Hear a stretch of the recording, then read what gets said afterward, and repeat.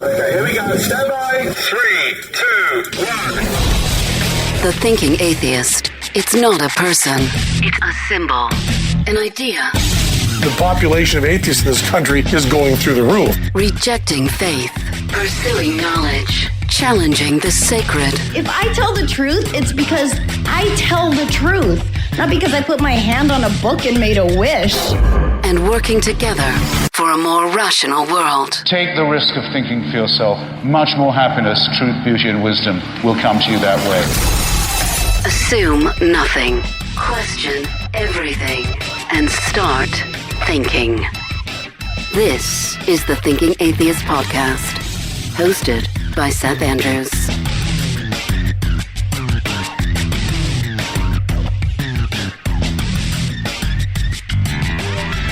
It's a study out, this was published a few years back. Cognitive scientists doing research for Boston University published a study, Judgments About Fact and Fiction by Children from Religious and Non-Religious Backgrounds. And big surprise, young children with a religious background were less able to distinguish between fantasy and reality as compared to their secular counterparts.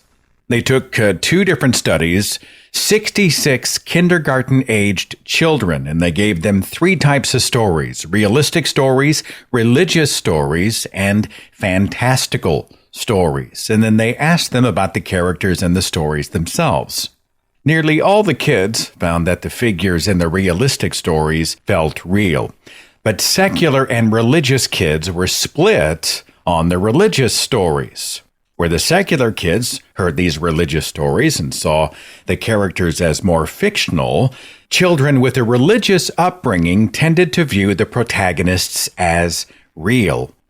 And this also bled into stories with fantasy narratives that had a supernatural or magical storyline. Secular kids more likely than religious kids to judge the protagonist in a fantasy story as fictional.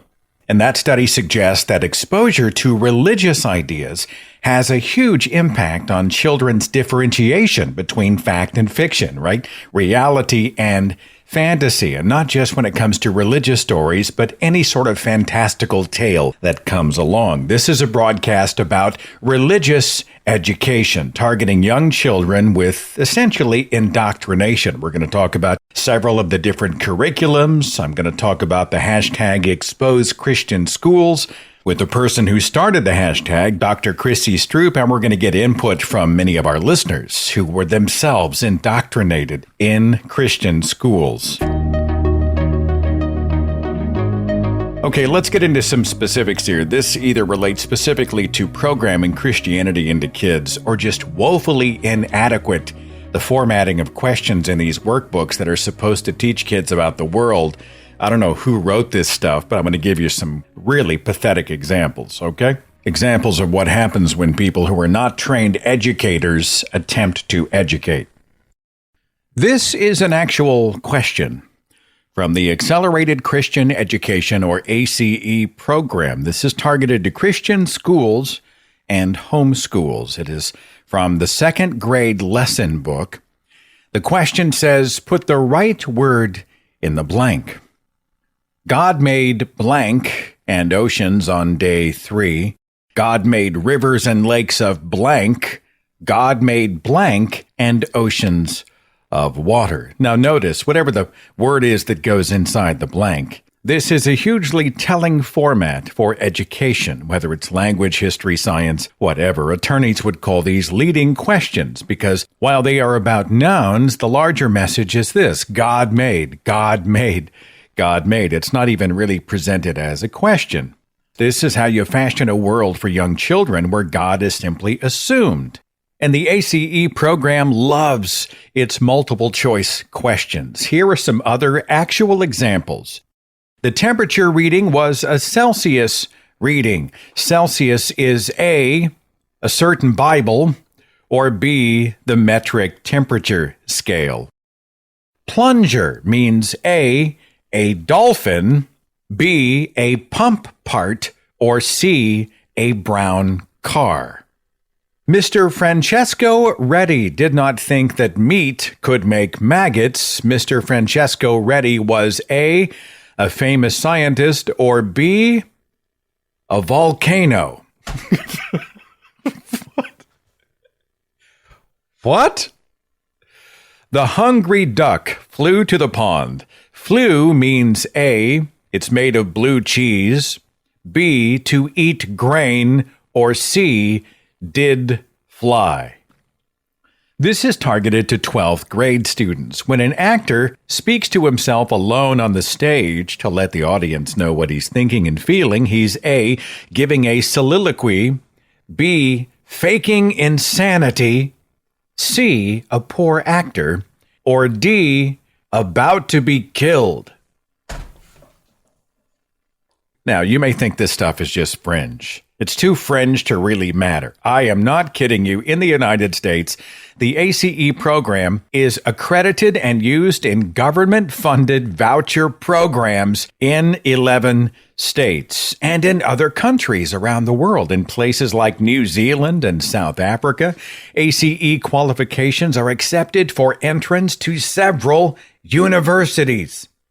There are ACE nurseries. Talk about targeting the young and vulnerable. These nurseries commonly get government funding. ACE says its program is used in 192 different countries and 6,000 schools all around the world.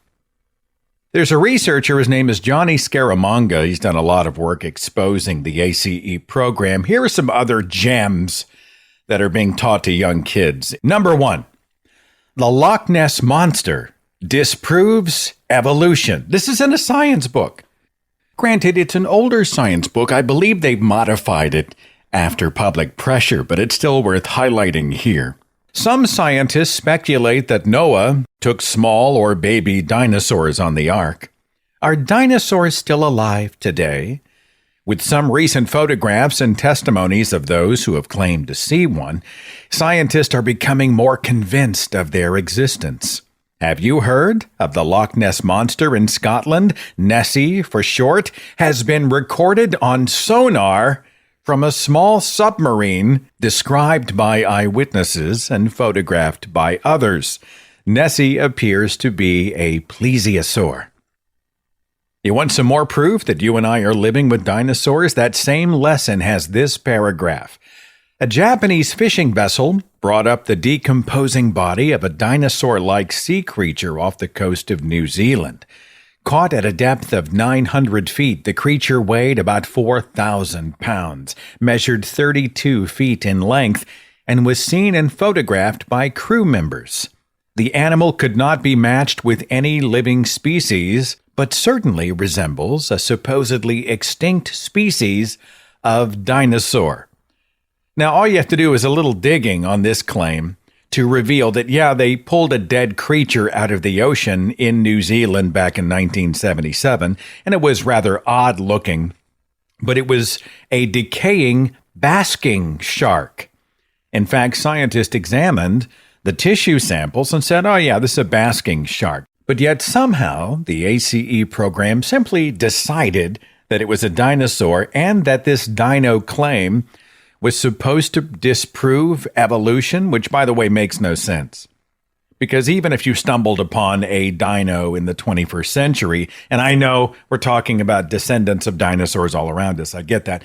Even if we stumbled upon a dinosaur in the 21st century, it would not disprove evolution. More dinosaur science. This is from the ACE Science 1099 booklet, page 29. Biblical and scientific evidence seem to indicate that men and dinosaurs lived at the same time. Fossilized tracks in the bed of the Paluxy River in Glen Rose, Texas, also give evidence that men and dinosaurs existed simultaneously. Fossilized human footprints and three-toed dinosaur tracks occur in the same rock stratum. That dinosaurs existed with humans is an important discovery, disproving the evolutionists' theory that dinosaurs lived 70 million years before man. God created dinosaurs on the sixth day. He created man later the same day. By the way, those tracks, those human tracks they are referring to have been exposed as either really likely a hoax, a fake, or it was something just shaped like a foot that's non-human. It was total coincidence. It's such a problematic example. Even Answers in Genesis and the Institute for Creation Research will not use this Glen Rose, Texas example to prove creationism and humans living with dinosaurs. Next up on the science front, this is from ACE, Science Book 1096, pages 7 through 9. This lesson says that the nuclear fusion of the sun is a myth. There is no nuclear fusion in the sun, and our sun is shrinking. And here's how the thinking goes. If our sun is shrinking at a constant rate, which they believe it is, then it would have swallowed up the Earth billions of years ago. And this means it would be impossible for the Earth to exist today. An old Earth would be scientifically impossible. A shrinking sun means a young Earth. The textbook says, quote, the nuclear fusion theory of how the sun emits heat and light is an invention of evolution scientists. Aha! The nuclear fusion of the sun is just part of a vast and global scientific conspiracy to kill God. Good information to have right there. Also, as part of the ACE curriculum, any gradual change from fish to reptile has no scientific basis. Evolutionists do not want to believe the universe was created by God. They declare evolution as a fact and believe its impossible claims without any scientific proof. The creation of our earthly home required a miracle, the design and work of a mighty creator.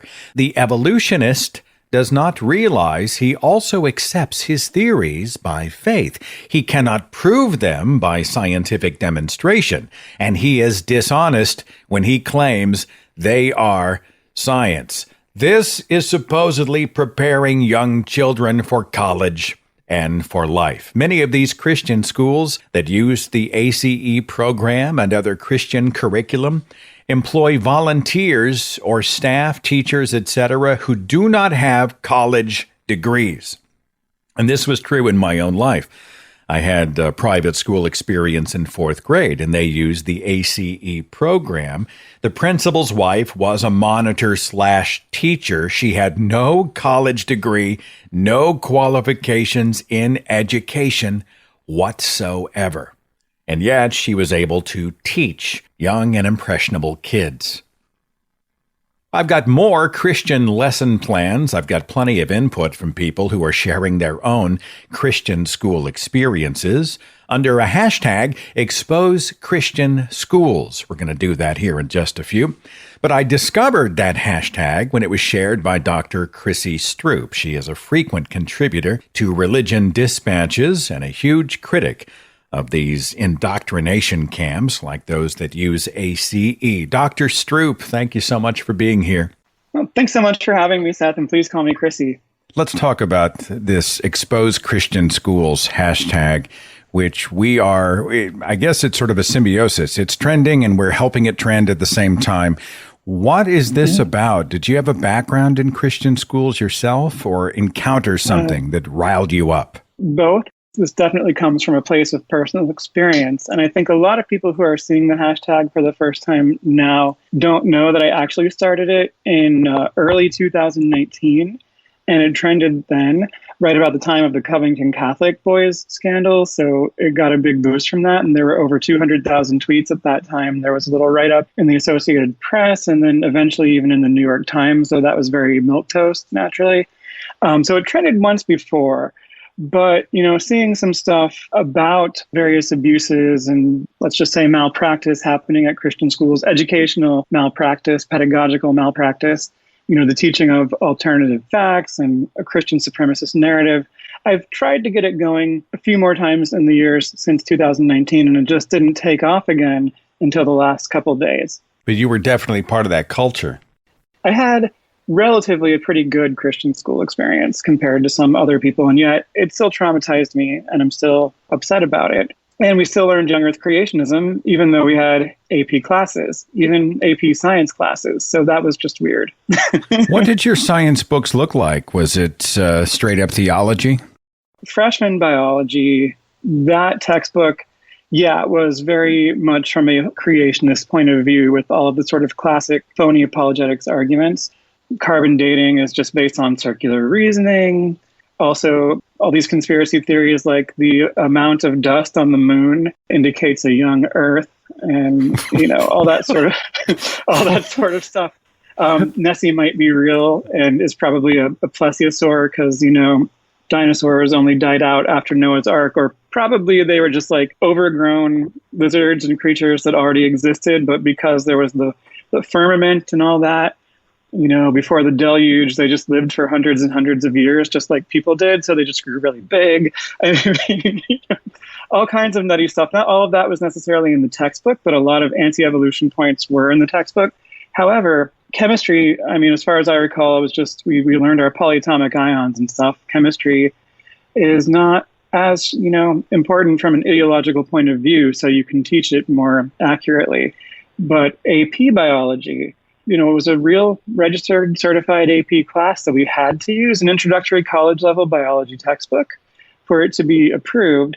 And our teacher, Mr. Stephen Terry, refused to teach us the evolution chapters. And he also showed us, I have to put this in quotes, quote-unquote documentaries about flood geology and all of this young Earth creationist nonsense.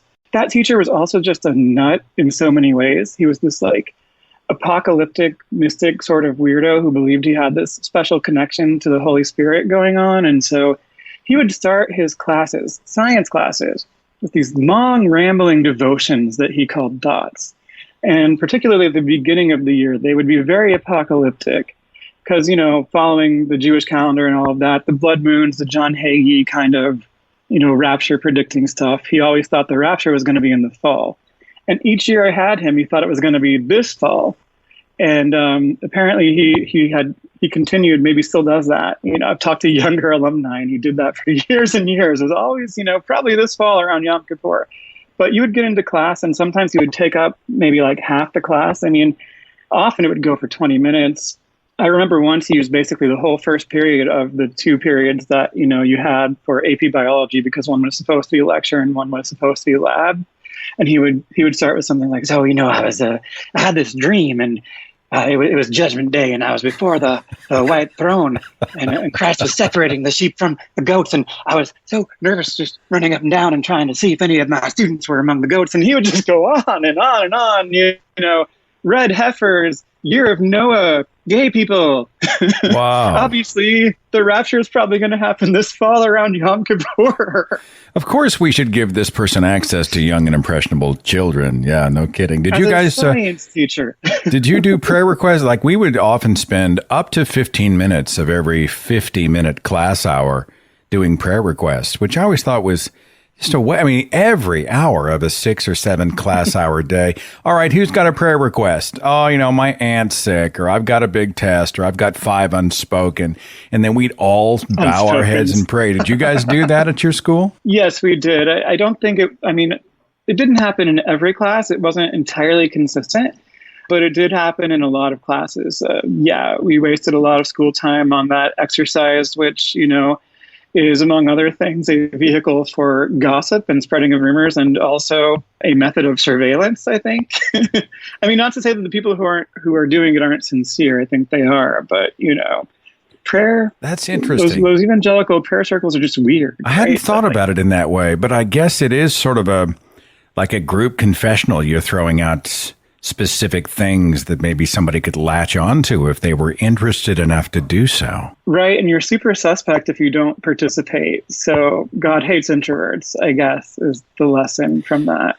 You've been getting a lot of feedback from the hashtag Expose Christian Schools. I'm not asking you to have a photographic memory, but just give me kind of an overview of some of the responses that you're getting. People have been genuinely damaged. Can you give me some examples of the kind of stuff that's been coming your way? Sure.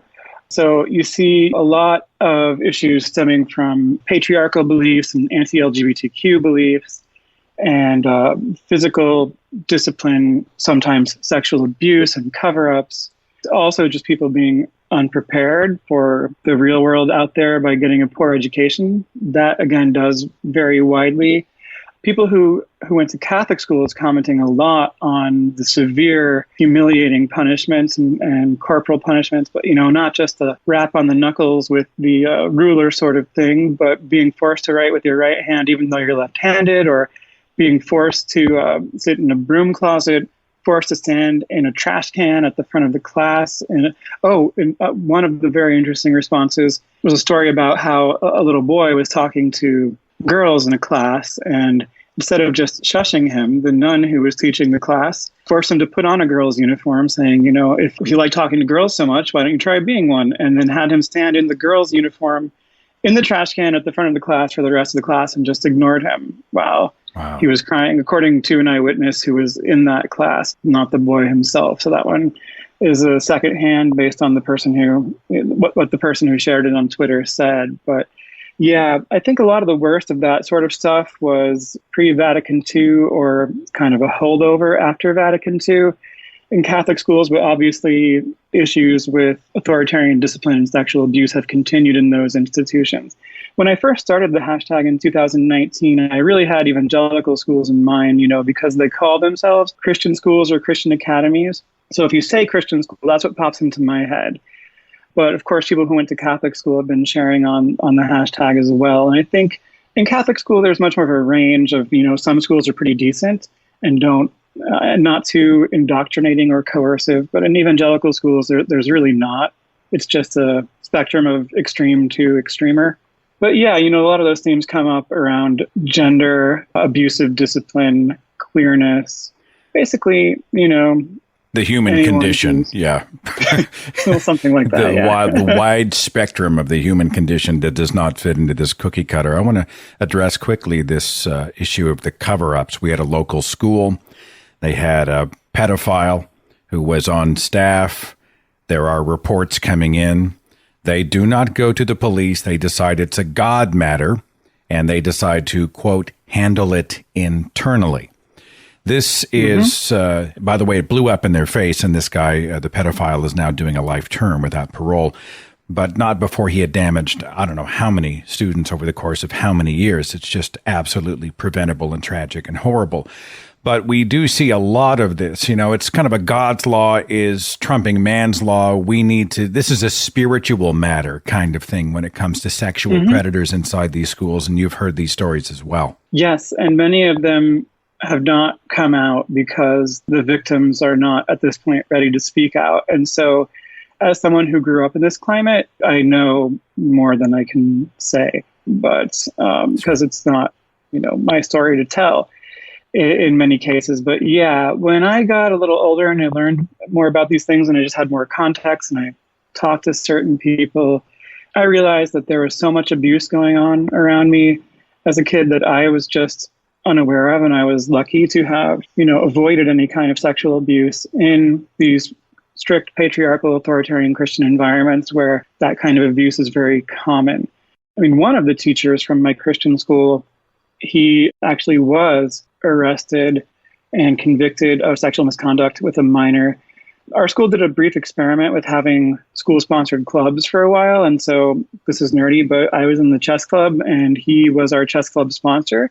So I knew him through that, and also had him for our world history class. He was a very bad, very lazy teacher, by the way. He let us spend a lot of the class playing Battleship and watching movies. Oh, wow. And he also taught Spanish, and apparently also was very lazy teaching Spanish. But I didn't take Spanish. But yeah, well, he was convicted of sexual misconduct, but sentenced only to probation as far as I recall. And I've also been made aware that there is allegedly more to this story. And I'm not going to say what, because this is secondhand information from a friend of the victim. But this guy, has never really faced any very serious consequences for this. No, wait, I think if I remember correctly, he did do a little jail time, but he didn't have to register as a sex offender. And he still is, seen on his social media accounts interacting with tween girls all the time. Certainly does make one wonder if playing the religion card established an alternate set of rules, a much more lenient set of rules for this person. Last thing real fast, because I know that the Catholics have been saying, well, not us. And then the Christians come in and say, my experience was amazing, or that's not true Christianity, or, it's not always like this. And Catholicism's better. No, Christianity's better. I mean, everybody's wanting to sort of define this narrow version of their specific religions. And you are always pushing back on that. And I want to talk about that. Why? What's that about? Yeah, well, this kind of not all defense is usually a deflection that keeps people from addressing issues within their own house. So I just kind of don't buy it. For the people who had great experiences at their Catholic school or their evangelical school, okay, but your experience doesn't erase other people's experiences. So why are you bringing it up in this context where we're trying to expose systemic issues and problems with these kinds of schools, with the way that they're run, with the lack of regulation, with the curriculum, with the authoritarian discipline? For people who are, not straight, white, popular boys, have a different experience in those kinds of schools than straight, white, popular boys, obviously. So if you were a particularly privileged person in one of those schools, you're not going to see everything. I had a lot of privilege myself, and I didn't see everything. But when I looked back at it, I understand a lot more of what was going on that I missed as a kid. And yet, for me as a kid, it also created all kinds of issues, you can say, that I'm still working through. Yeah. I mean, it's a little bit of a deflection, which is my protest over it. I think instead of saying, wow, this is happening, their first knee jerk is, well, this did not happen to me, which I think cheats the larger discussion, the necessary discussion. Therefore, it's not important. Dr. Chrissy Stroop, her handle on Twitter is C_Stroop, STROOP.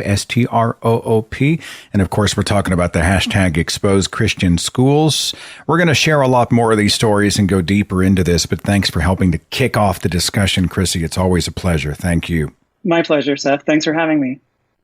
Now, we've been talking a little bit about the sexual dysfunction in religious institutions and also the dysfunction when it comes to the reports of sexual abuse or sexual violence. Let's pinball into this story. This came out of a report published by ProPublica, Liberty University. And this is the college that was started by Jerry Falwell of the Moral Majority. Liberty University threatened to punish students who came forward with reports of being raped for violating the school's code of conduct. ProPublica spoke to more than 50 former students and staffers at Liberty University and reviewed records from more than a dozen cases which accused the school of discouraging and dismissing students who came forward with allegations of rape, reporting that in some cases they said they were threatened with punishment for breaking the school's moral code, known as the Liberty Way.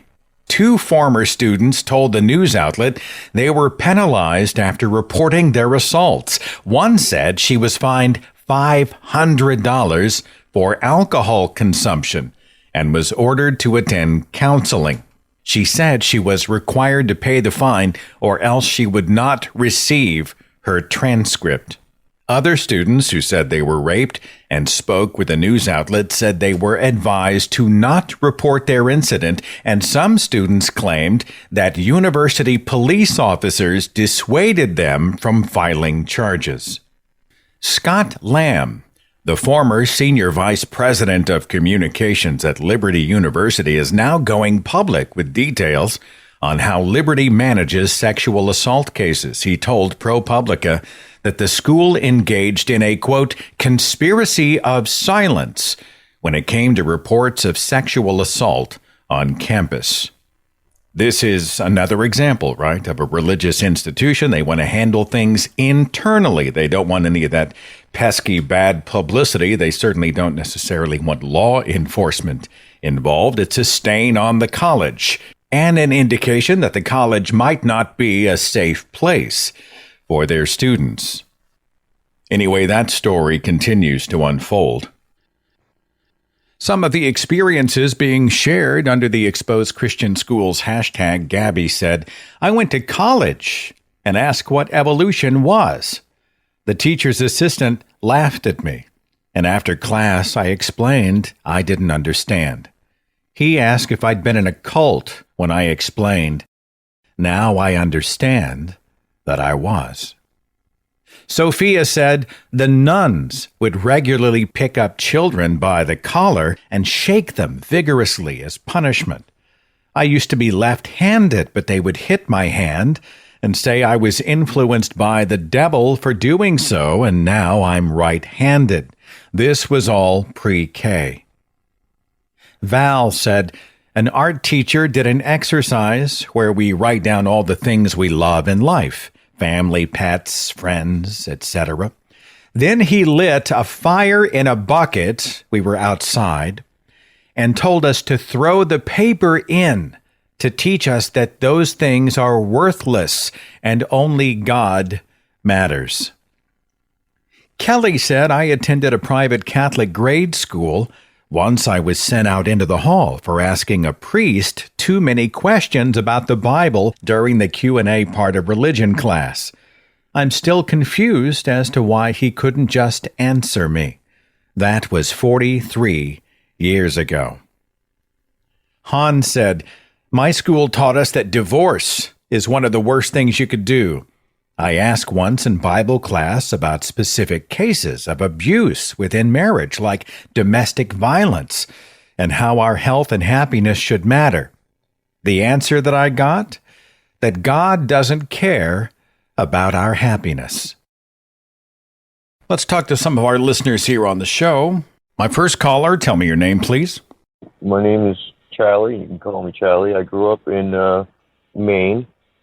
And from my earliest memory on, I was in Christian school. I grew up in a fundamental Baptist home, different Christian schools. The last one that I attended was a South Liberty Baptist Academy over in South Liberty, Maine.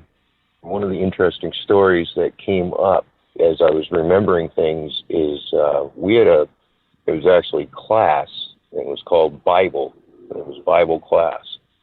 And Pastor Ross, he was our teacher, would take us, all the young men, into the auditorium, and we'd sit down and we would talk about various topics about the Bible.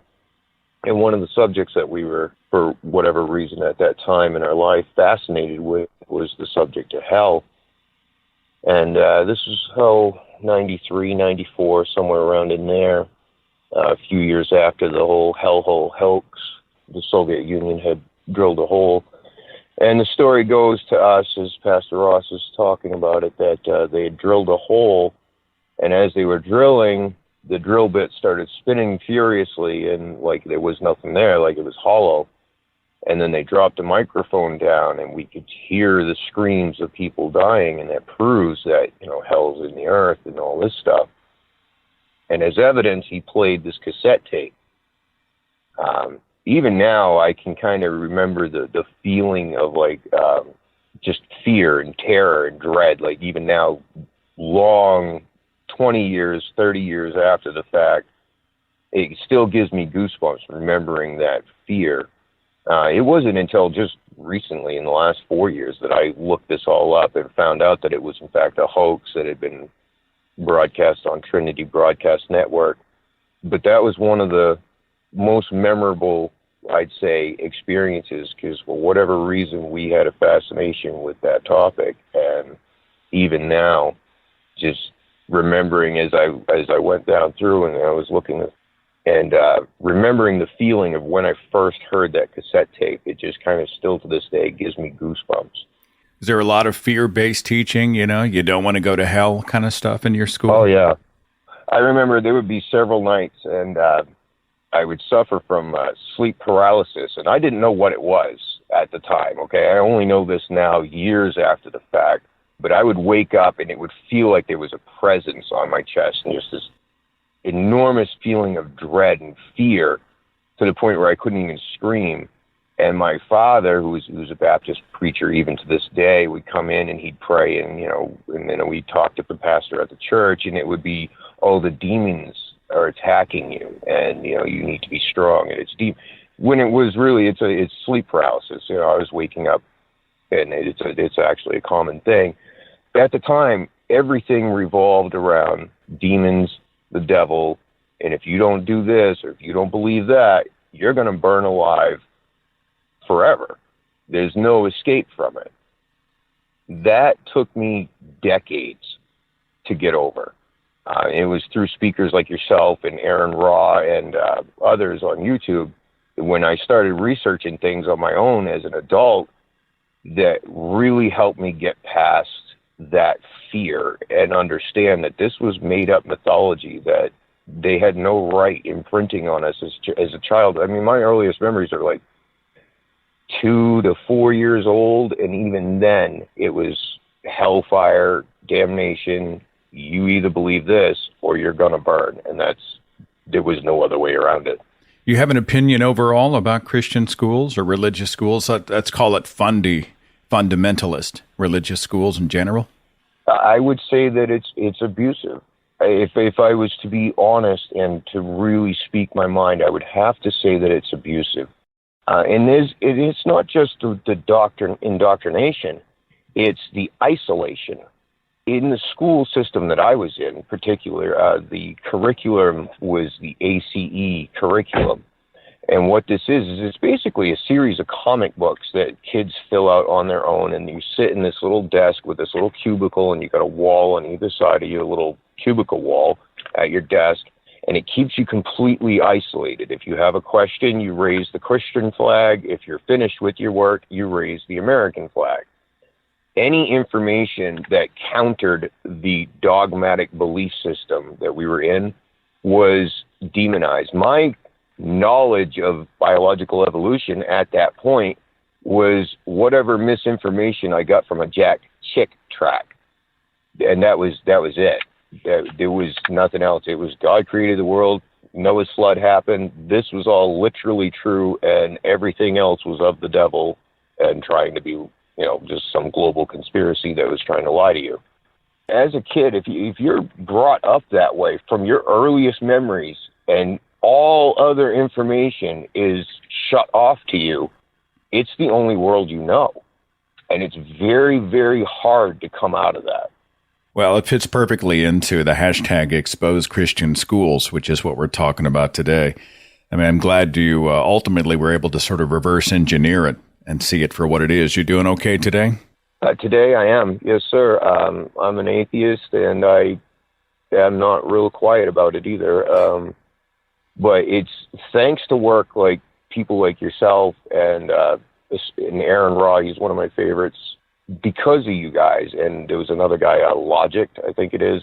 He did a bunch of videos against Ken Hovind, who was actually a frequent speaker at our churches and our schools. I still have a Bible with his autograph in it to this day, just in a closet somewhere. But because of people like you, it was much easier to get the information I needed to break out of that fundamentalism. Well, that makes my day. I just want the show to help people. So, Charles, I appreciate that's just a gift that you've given me today. And thanks for sharing your perspective on Christian schools. Yes, sir. I remember that story about the drilling the hole to hell.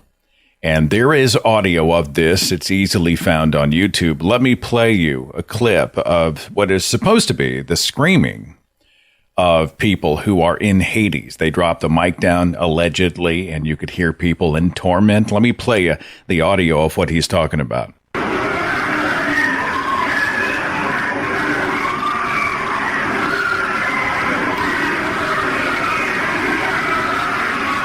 And you can see how that would just scare the living daylights out of a child. I mean, it scare a lot of people, but especially an impressionable child. You can see what he's talking about there.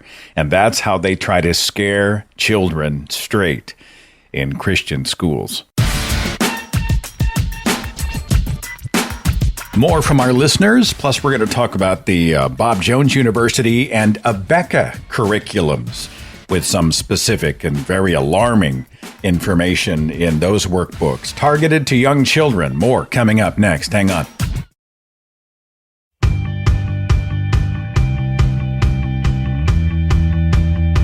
The show's totally commercial-free to my patrons. Thank you so much for your support at patreon.com/Seth Andrews. Continuing our discussion with the hashtag Expose Christian Schools. More social media feedback from our listeners. M said, I attended a prominent Christian college. I had a professor ask if I had sex with my boyfriend in front of the whole class. Premarital sex would get you expelled. Mike said a girl in my class had sex with her boyfriend. He had already graduated. That info got back to her cheerleading coach. He told the principal she was made to stand in front of the entire student body to admit to what she had done and ask for forgiveness. Stray said, I went to Christian school for a couple years. All my books were confiscated because they had dragons or anything fantasy related, including unicorns. Raquel said, I was in chapel one day at my old Southern Baptist school when our head pastor principal told the auditorium, full of children ages 6 through 12, that if we weren't saved and our parents were, we'd never see them again after dying. Out of pure fear, I stood up and got saved that day. Ari said, my teacher from my Christian high school published a blog post during the 2020 election titled, Men, Make Sure Your Wife Votes the Same Way You Do. Jean said catechism classes were weekly lessons in how and why we were all going to go to hell. One nun told us every time we sinned, a piece of our hearts turned black. And if it all became black, we would go to hell. We were 7 years old. Next up, I've got Tracy. Tracy, we're talking about exposing Christian schools. Do you have an encounter, a bizarre experience, something awful? I don't know. Do you have a story for the show? I do. Well, I was raised Catholic, and part of the Catholic education is going to Wednesday night catechism. And that's where we would learn more about the Catholic Church and Jesus, and we would learn how to do the sacraments like confession and communion, etc. One Wednesday night when I was 8, the nun teaching the class was going to teach us about Satan. So she tried to tell us how we would perhaps encounter Satan. For example, she would say, you know, he could be lurking anywhere. He would be lurking in the music you listen to. He could be lurking in the books you read. But the thing that terrified me and horrified me was that she said, Satan can even be in the milk you drink at dinner tonight. And that was terrifying, of course. So when I got home that night, I sort of eyed my milk suspiciously at the dinner table, and I don't think I drank milk for 6 months after that. So you're an 8-year-old, and you're a very literal thinker. Somebody Yes. says Satan could be in the milk. You go home, you see a glass of milk, and it freaks you out. Right. The thing is, at that age, I suppose they're not talking in hyperbole. I mean, they're thinking that's literal. And so I'm thinking it's literal. And it was terrifying. Anything could be imbued with evil if you have that mindset, huh? Exactly. How long did it take to get over your fear of the devil? I would say I was probably a teenager before I really started kind of realizing it wasn't real. It was sort of a man-made construct, and I sort of started coming out of it. It wasn't until my late 40s that I actually really stopped believing in all that. Yeah, it was hard. It was hard to get through. You doing okay today? Oh yeah, absolutely. Wonderful. I'm really happy where I am at now, and you know, it's been a good road so far. So yeah. All right. Well, thanks for sharing the anecdote for the show. I appreciate it, Tracy. You're welcome. And thank you, Seth, for all you do. You've been really instrumental. Oh, it's a pleasure. I've got Derek on the line. Hi, Derek. You with me? Yeah, I'm here. The hashtag is exposing Christian schools. We're talking about our personal experiences. What do you have for the show? Well, I was sent to a Christian school when I was pretty young. I would say it started with, I didn't do terribly great in school starting off, and my parents wanted to get me to go to a Christian school, a private school. And some of that also started with me not wanting to necessarily be religious. There was a point in time where they wanted to constantly go to church, and I didn't. And I remember my parents specifically said, it's not an option. We are a Christian family, and we go to church as a family. And when I kept pushing back on that, I was eventually sent to a Christian school. They're trying to force feed you their religion through school then. Yeah, yeah. And so it very much became I would try not to go to church if I didn't have to, which wasn't really my thing. And it was sort of heavy-handedly, well, if that's not going to work, then we're gonna send you to school, and you're gonna go here. And so we had this private Christian school that claimed to be accredited and all these things. So when I started going in there, they had really heavily replaced things. Science class wasn't really a science class. It was more of a pseudoscience class. It was very young earth creationist. The world and the universe is 6,000 years old. We had Bible study all the time. Mornings were worship. And I was basically surrounded by that stuff. Just a church service then every single day.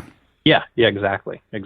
And, it went from, I was pretty young then. So I started going there. I want to say it was probably from my 7th grade year into my 8th grade year. So I ended up going back to public school. I want to say end of 8th grade. So I was basically jettisoned into public school right as I was entering high school.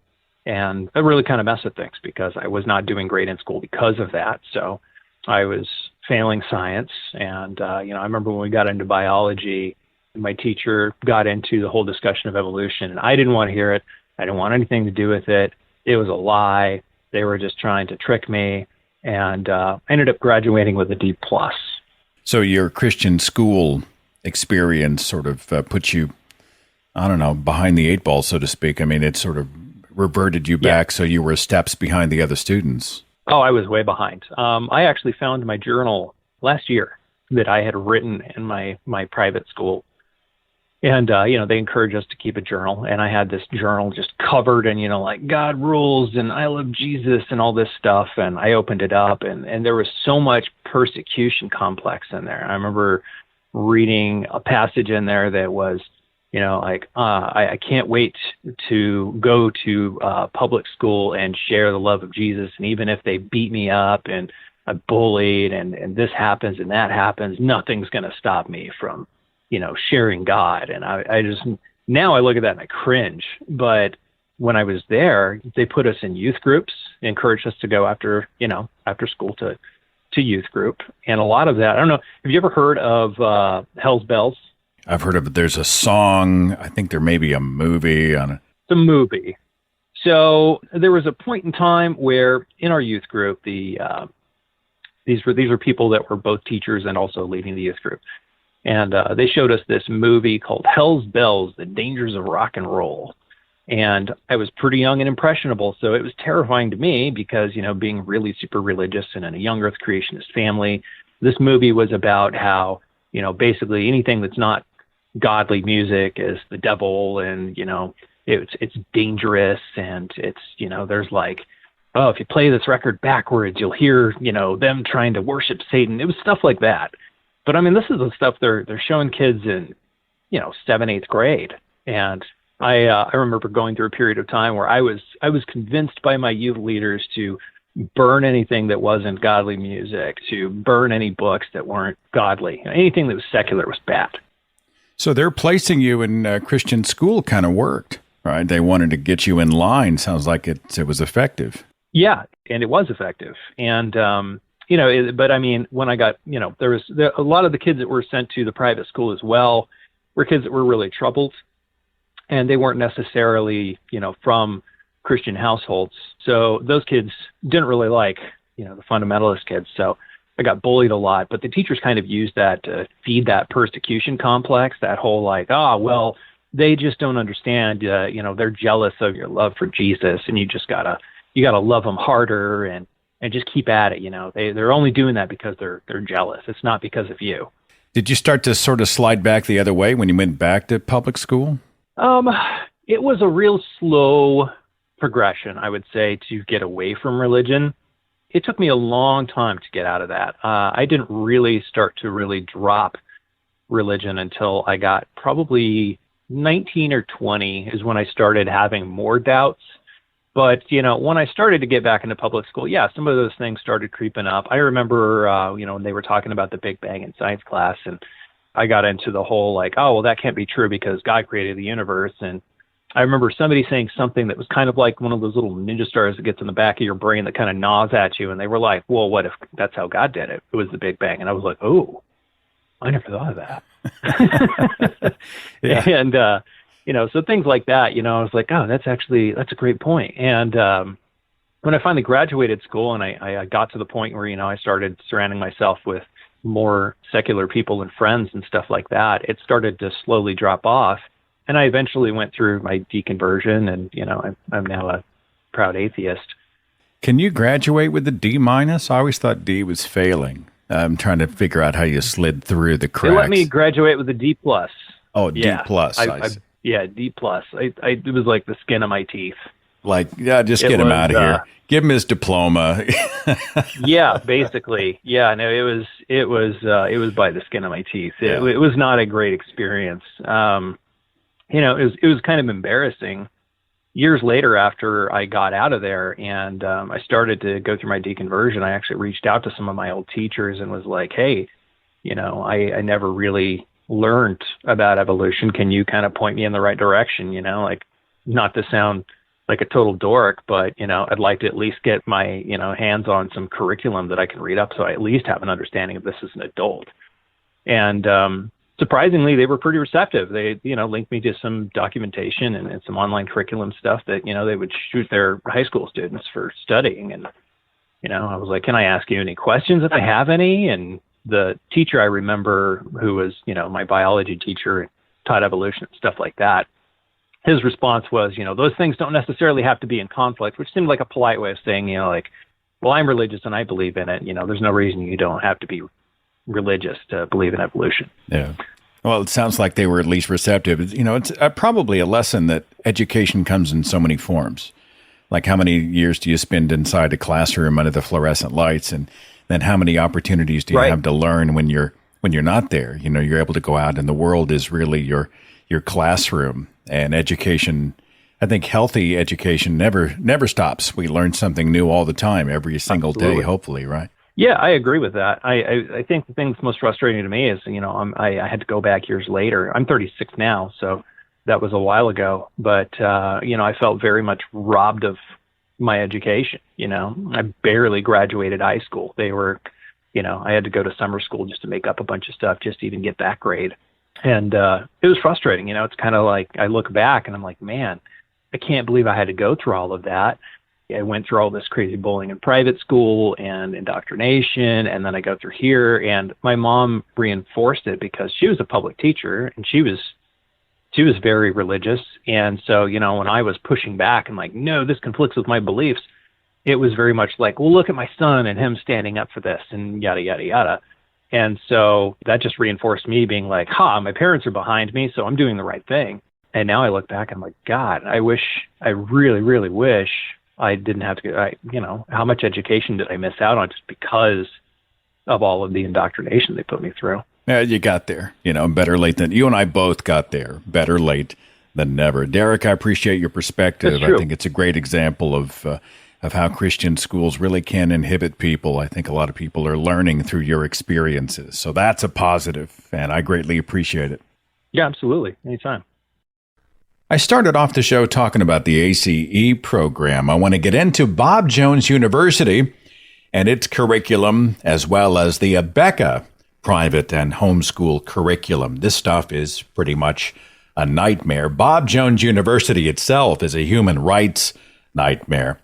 Bob Jones Sr. was a racist who started a college back in 1924 and kind of bounced around and essentially founded Bob Jones University, which is now in South Carolina. Just think about a prison camp. And that's kind of what BJU especially was. I don't know how strict it is these days, but it used to be that there were extreme dress codes. Women had to wear skirts and men had to wear the jacket and the tie. You weren't able to go to the movies. You weren't able to go on a date off campus without a chaperone.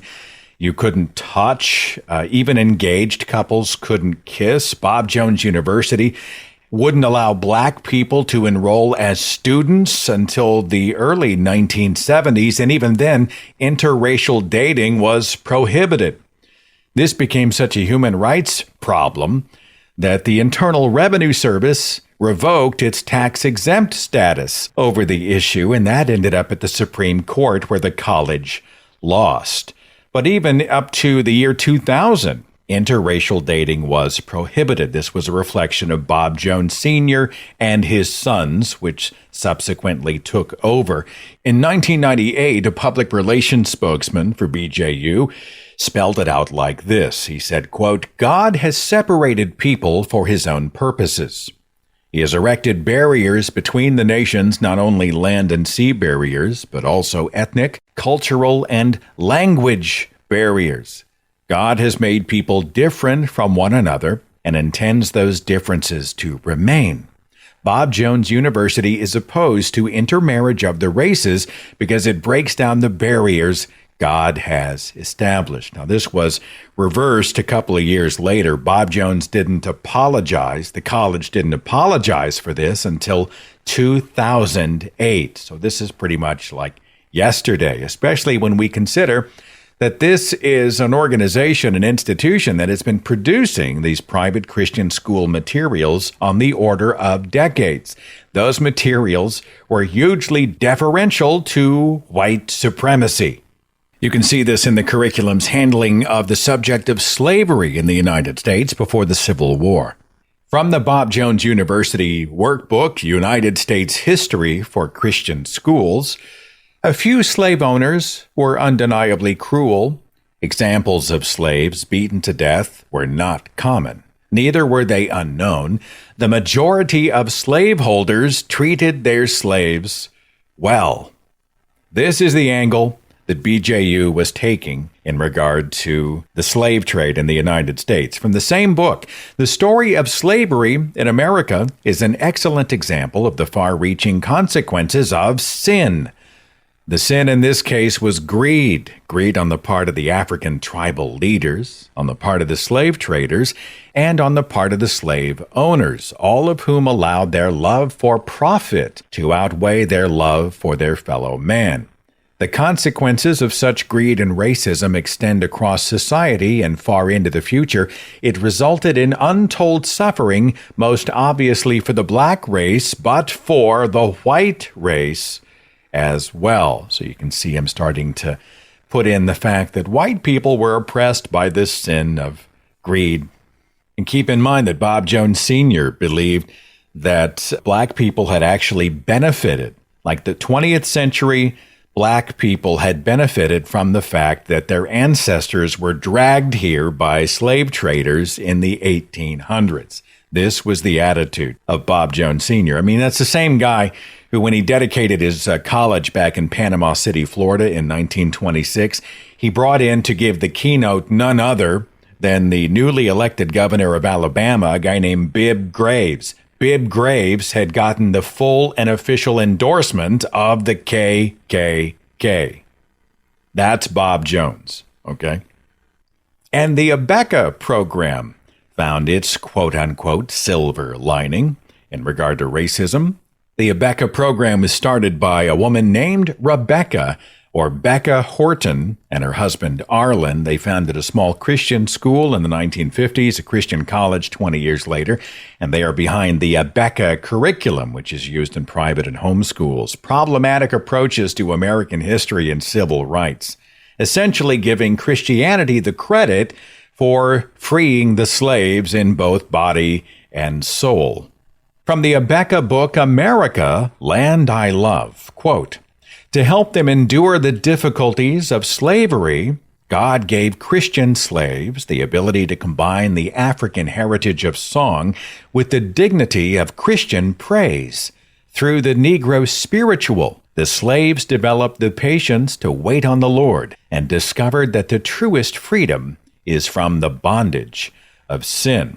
From the same workbook, quote, "Although the slaves faced great difficulties, many found faith in Christ and learned to look to God for strength. By 1860, most slaveholders provided Christian instruction on their plantations." Oh, that's really good news. The people owning other human beings as property were at least having Bible studies and pitching Jesus. And we find throughout the ACE, the Abeka program, the BJU programs, the focus is suspiciously white and very often male. When it deals with females, it's often talking about serving the male or their role as homemakers or modesty or purity culture. There's almost no talk of non-whites, at least in a meaningful way. And there's certainly no talk, no positive commentary about non-heterosexuals. In fact, some of these workbooks have equated the, quote, choice of being a homosexual with the choice of being a criminal, even a murderer. And many of these curriculums actually benefit from our taxpayer money via tax vouchers that are given to low-income families who want to send their children to private school. You and I get to subsidize much of this as children are sent to these indoctrination camps in the name of education. We've just scratched the surface here. If you have a specific encounter, an anecdote, a story, an example, and you'd like to help draw attention, go on social media, tell the story, and use the hashtag #ExposeChristianSchools. And let's see if we can bring some more attention to much of the damage that is being done, indoctrination masquerading as education. Thank you so much to everybody who participated in the broadcast and who submitted their stories. Thank you so much for listening. Be safe. Have a great week. I'll see you back here next time. Follow The Thinking Atheist on Facebook and Twitter for a complete archive of podcasts and videos, products like mugs and t-shirts featuring the Thinking Atheist logo, links to atheist pages and resources, and details on upcoming free thought events and conventions. Log on to our website, thethinkingatheist.com.